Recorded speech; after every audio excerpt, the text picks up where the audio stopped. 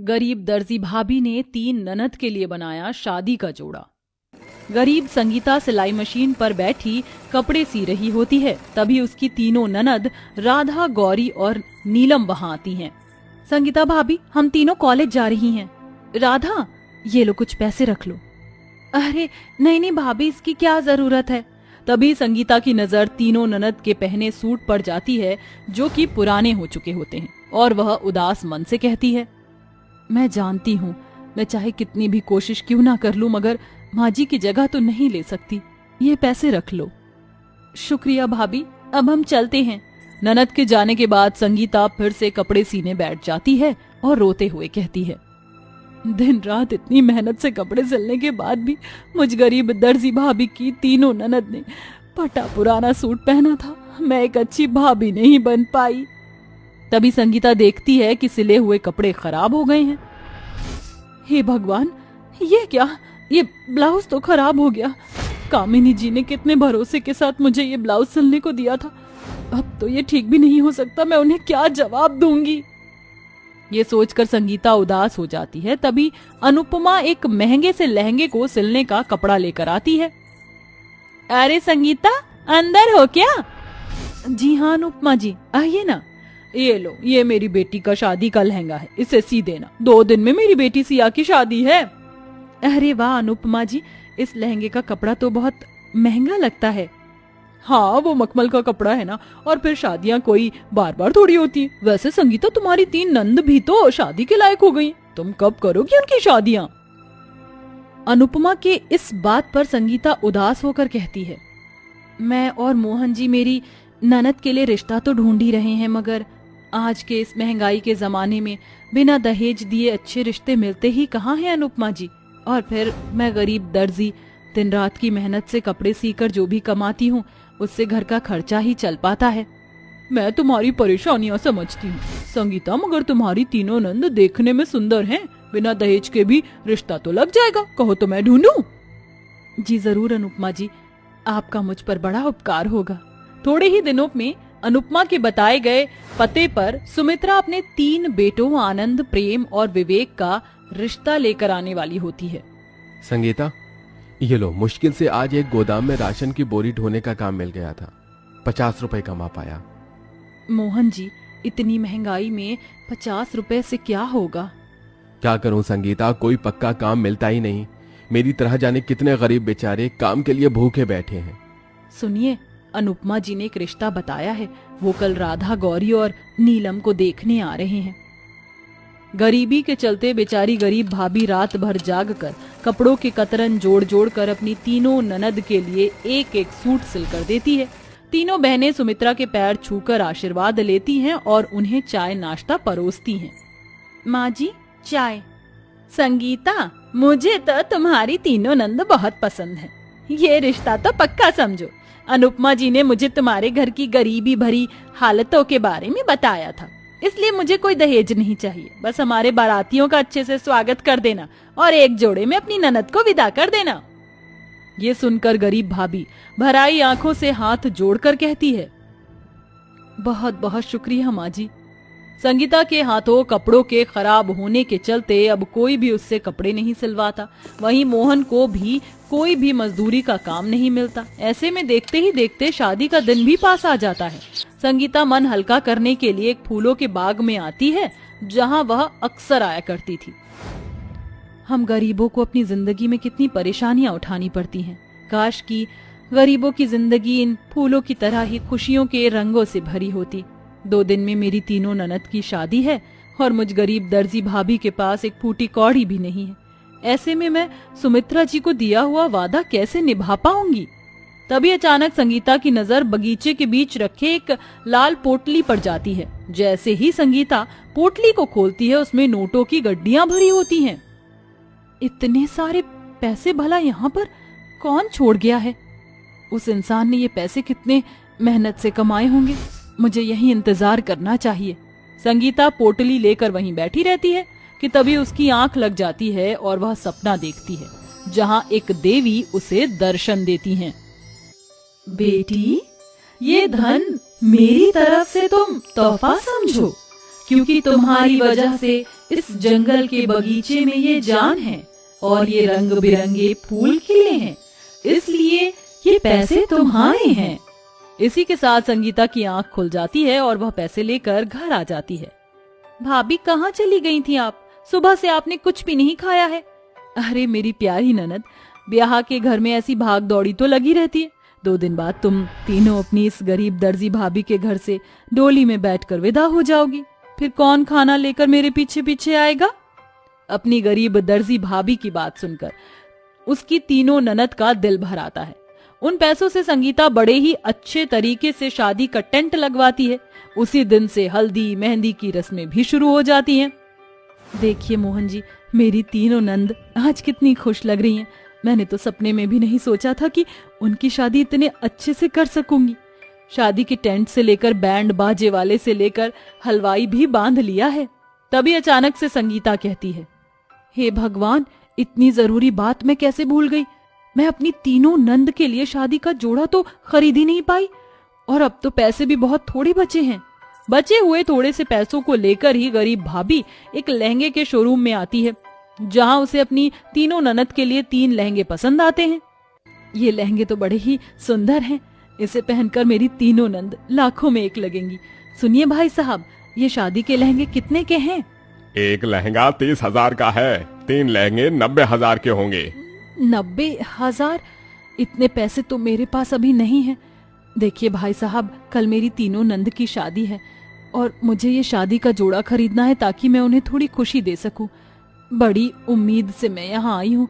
मैं एक दर्जी हूँ, ये लहंगे मुझे थोड़े सस्ते में दे दीजिए, बदले में मैं आपकी दुकान के लिए कपड़े सिल दूंगी। ये सुनकर खड़ूस घमंडी दुकानदार संगीता को धक्के मार कर वहाँ से बाहर निकालते हुए कहता है, ये फुटपाथ का चलता फिरता ठेला नहीं है, हाई फाई शोरूम है। इतना महंगा लहंगा खरीदने की तेरी औकात नहीं, भाग यहाँ से। इतनी जिल्लत झेलने के बाद संगीता रोते हुए एक बाजार में आ जाती है, जहाँ पर बैठकर कुछ गरीब व्यापारी कपड़ों के टुकड़े बेच रहे होते हैं। 50 रुपए मीटर, 50 रुपए मीटर। लहंगे का मखमली कपड़ा, गोटा मोती, 50 रुपए मीटर, 50 रुपए मीटर। मैं तो खुद एक दर्जी हूँ, अपनी तीनों नंदों की शादी का जोड़ा खुद ही सिल सकती हूँ। शुक्रिया भगवान, मुझ गरीब दर्जी भाभी को ये रास्ता दिखाने के लिए। लहंगा बनाने का सामान लेकर गरीब भाभी घर आ जाती है और रात भर जाग कर अपनी तीनों नंद के लिए आंखें गड़ाकर शादी का जोड़ा तैयार करती है, जिस वजह से उसका हाथ कई जगह जख्मी भी हो जाता है। शादी की सुबह संगीता तीनों नंद को लहंगा देते हुए कहती है, राधा, नीलम, गौरी, ये लो तुम्हारी गरीब दर्जी भाभी की तरफ से तुम तीनों की शादी का जोड़ा। अरे वाह संगीता भाभी, ये शादी का जोड़ा तो बड़ा ही सुंदर है। हाँ भाभी, ये लहंगा तो बड़ा ही महंगा लगता है। भाभी, आपने पहले ही हमारी शादी में इतना खर्चा किया है। गौरी, ये लहंगा मैंने खरीदा नहीं, बल्कि तुम तीनों की शादी का ये जोड़ा मैंने अपने हाथों से सिला है। चलो अब जल्दी से ये शादी का जोड़ा पहनकर तैयार हो जाओ, बारात आती ही होगी। आखिर में वो गरीब दर्जी भाभी अपने हाथों से सिले हुए शादी के जोड़े में अपने तीनों नंद को मंडप में लाकर बिठा देती है, जहां उनकी शादियां सुमित्रा के तीनों बेटों से हो जाती हैं। विदाई के वक्त संगीता की तीनों ननद उसके गले लगकर बहुत रोती हैं। भाभी शुक्रिया, आपने हम तीनों का माँ से भी ज्यादा ख्याल रखा और आज हमारी शादियां भी की। अपना और भैया का ख्याल रखना भाभी। तुम भी अपना ख्याल रखना, भगवान तुम तीनों को हर खुशी दे। जाओ मेरी प्यारी ननद। संगीता ने अपनी तीनों ननद के लिए सिले सुंदर शादी के जोड़े के बाद से उसे बहुत सारे लहंगे सिलने के ऑर्डर आने लगते हैं, जिसके बाद बहुत जल्द संगीता अपने हाथों के हुनर और मेहनत से अपनी गरीबी भरी जिंदगी को भी ठीक कर लेती है। चांदनी स्वेटर बुन रही थी, तभी मोहन घर आ जाता है। मोहन जी, आप आ गए। ये देखो, मैंने हमारे होने वाले बच्चों के लिए अपने हाथों से स्वेटर बुना है। अगर लड़का हुआ तो ये उसके लिए और अगर लड़की हुई तो ये उसके लिए। ये चटक रंग के स्वेटर हमारे गोरे चिट्टे बच्चों पर कितना सुंदर लगेगा ना। हाँ भाग्यवान, मगर गोरा ही क्यों, अगर बच्चा सांवला हुआ तो? काले होने का तो सवाल ही नहीं उठता, क्योंकि बच्चा माँ पड़ जाता है और मैं तो इतनी गोरी और सुंदर हूँ, इसलिए मेरा बच्चा भी सुंदर होगा। इसी तरह से दिन बीतते हैं और कुछ दिनों बाद चांदनी को लेबर पेन शुरू हो जाता है। मोहन उसे अस्पताल लेकर आता है, जहां वो 2 जुड़वा बेटियों को जन्म देती है। जिसमें से एक बेटी काली तो एक गोरी होती है। नर्स, कहाँ हैं मेरी बच्चियां? उन्हें मेरे पास ले आइए, मैं उन्हें देखना चाहती हूँ। नर्स दोनों काली गोरी बेटियों को लाकर चांदनी की गोद में देती है। ये लीजिए, आपकी जुड़वा बेटी हुई हैं। अपनी गोरी बेटी को देखकर चांदनी बहुत खुश होती है, मगर वहीं काली बेटी को देखते ही वह चिढ़कर उसे गोद से हटा देती है। नहीं, ये मेरी बेटी नहीं हो सकती। नर्स, इसे यहां से लेकर जाइए। भाग्यवान, ये तुम कैसी बात कर रही हो? ये भी हमारी ही बेटी है।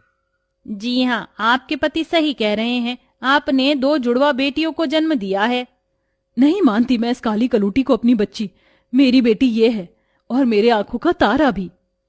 अपनी एक बेटी के काले होने के चलते चांदनी उसे नहीं अपनाती और यहां तक कि दूध तक भी नहीं पिलाती। अपनी दूसरी बेटी की गोरी और सुंदर होने के कारण वो उसका नाम तारा रखती है। एक दिन जब मोहन काम से घर आता है तो काली बेटी जमीन पर पड़ी पड़ी भूख से बिलख रही होती है।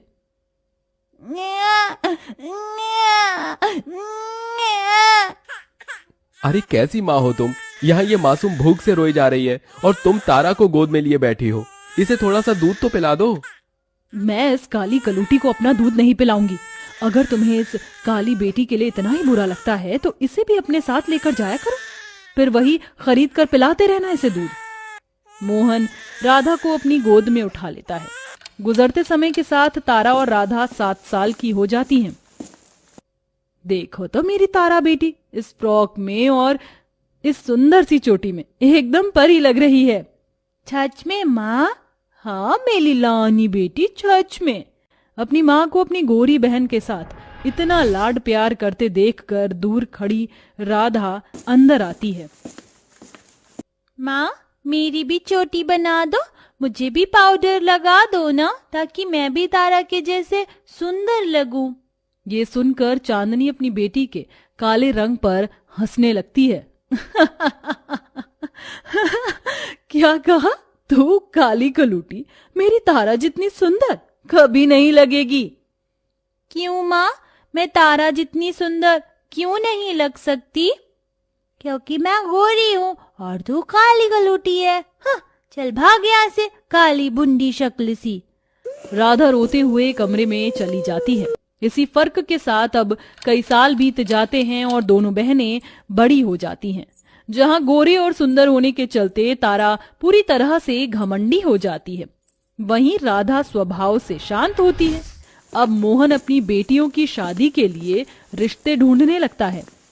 सुनती हो, कल हमारी बेटियों को देखने लड़के वाले आ रहे हैं। बड़ा ही अच्छा घर-बार और खानदान है उनका। अजी होगा क्यों नहीं, अब मेरी बेटी भी तो लाखों में एक है, इतनी गोरी सुंदर है। उसी वक्त से चांदनी अपनी गोरी बेटी तारा को और भी खूबसूरत बनाने की तैयारी में लग जाती है। तारा, ये ले बेटी, ये बटन लगा ले, इससे तेरे चेहरे पर और भी ज्यादा निखार आ जाएगा। थैंक यू माँ, आप मुझसे कितना प्यार करती हैं। माँ, क्या इसमें से थोड़ा सा उबटन मैं भी लगा लूं?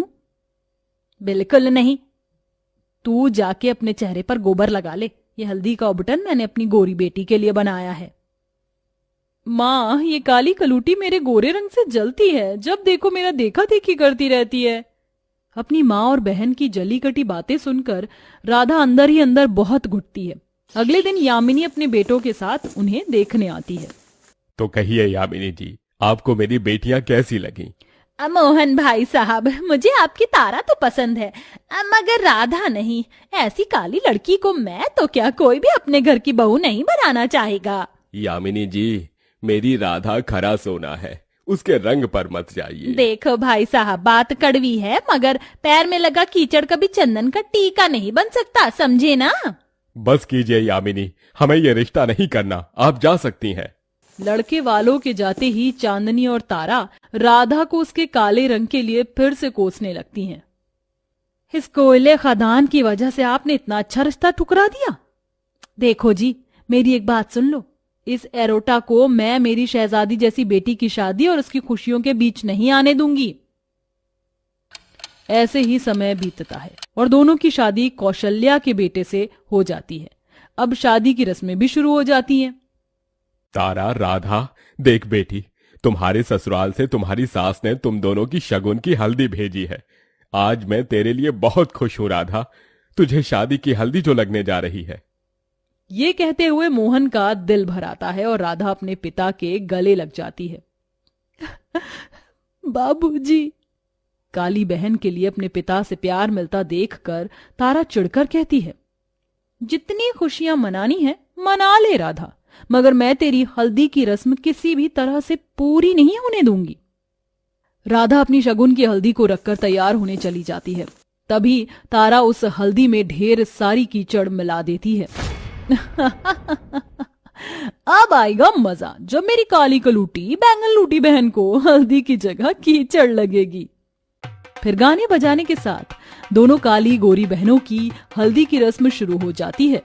चांदनी बड़ी ही खुशी के साथ गाते हुए अपनी गोरी बेटी को हल्दी लगाती है। हल्दी लगाओ रे, तेल चढ़ाओ रे, बन्नों का गोरा बदन चमकाओ री। इस हल्दी के रंग में मेरी बेटी कितनी सुंदर लग रही है। अपनी गोरी बेटी को हल्दी लगाकर चांदनी जाने लगती है। तभी राधा नम आंखों से कहती है, माँ मुझे भी हल्दी लगा दो, मेरी भी आज हल्दी है। मेरे पास बहुत काम है, इन औरतों से लगवा ले हल्दी। अरे चांदनी, लगा दे राधा को हल्दी, ये भी तो तेरी बेटी है। अरे कोई बात नहीं, अपनी प्यारी बहना रानी को मैं लगाऊंगी हल्दी। तारा सारा कीचड़ से भरी हल्दी राधा के चेहरे पर लगा देती है। ये बदबू कैसी है? तारा, ये तो कीचड़ है। अरे तो क्या हुआ, इस कीचड़ से तेरा रंग एकदम निखर जाएगा मेरी काली बहन। ये कहकर तारा हंसने लगती है और राधा रोते हुए हल्दी की रस्म के बीच से उठकर चली जाती है। तभी उसका पिता मोहन दूसरी हल्दी लेकर उसके कमरे में आता है। क्यों बाबूजी, माँ और तारा मेरे साथ हमेशा क्यों मुझे जलील करती रहती है?